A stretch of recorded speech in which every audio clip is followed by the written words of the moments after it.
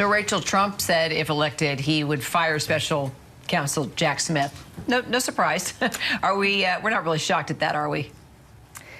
You know, people perhaps might not be shocked given, how desensitized we've all gotten to this, given how often Donald Trump has attacked Jack Smith over the past few years. But we should be, Kira, because if you look back at history, consider, for instance, Reagan and when he stepped down. The beginning of the end I'm sorry, Nixon, not Reagan. When Nixon fired the special prosecutor who was investigating him for sabotaging Democrats, that triggered impeachment investigations and eventually led to Republicans turning on him and saying you need to resign from office. I can tell you, I remember in 2017, 2018, constantly covering Hill Republicans telling Donald Trump not to fire Robert Mueller. Just don't do it. Don't do it. It'll trigger impeachment. It'll hurt your presidency. It would lead to, your impeachment. They would warn him. And he didn't do it back then, Kira. And now he's saying that he would have no apology for doing this with Jack Smith, which I think just shows how any sort of guardrails surrounding this former president, he doesn't really see them as existing for him anymore. Oh, well, we'll see how that goes. Should he be reelected? Avery, I can't figure out what Kamala Harris is doing. So she's got a rally in Georgia tonight. That's a battleground state. After really being off the campaign trail, she was in a town hall. That reaches a lot of people, but not out in the mix in the middle of these battleground states. Tomorrow she's going to hold a rally raising a warning about a national abortion ban. She's doing that in Texas. Can you explain that? Right.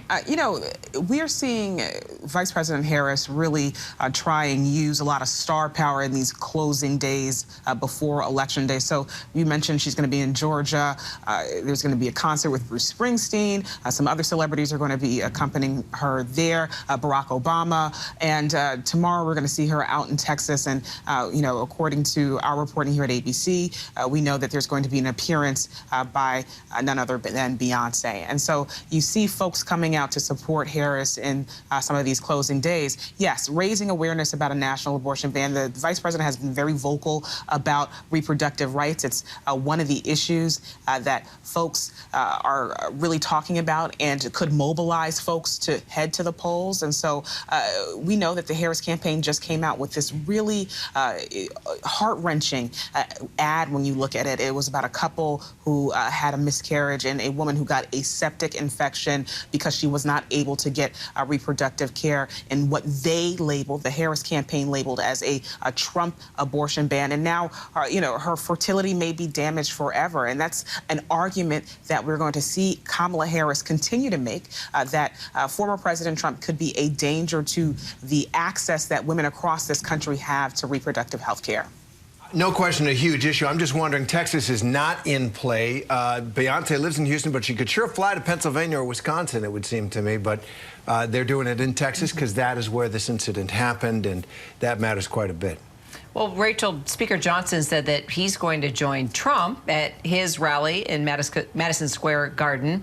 So why are all these members of, Congress campaigning for Trump in New York? In New York, Yeah, New York. It's a great question, Kira, given that Donald Trump lost New York by more than 20 points in 2016 and 2020. And guess what? He is not going to win it in 2024. We can say that confidently. But there's a couple reasons he's doing this. Number one, he's obsessed with the idea of doing a Madison Square Garden rally. This is something Trump has wanted to do for a long time, according to people who are very close with him.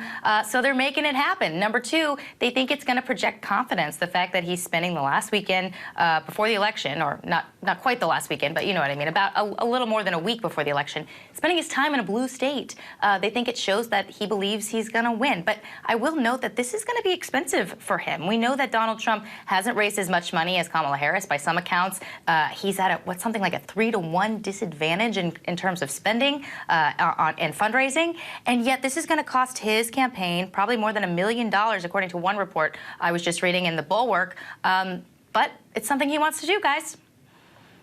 Yeah, there's, candidates used to campaign across the country. We mentioned Nixon. Nixon campaigned in all 60 states. 60. In 1960, all 50 states.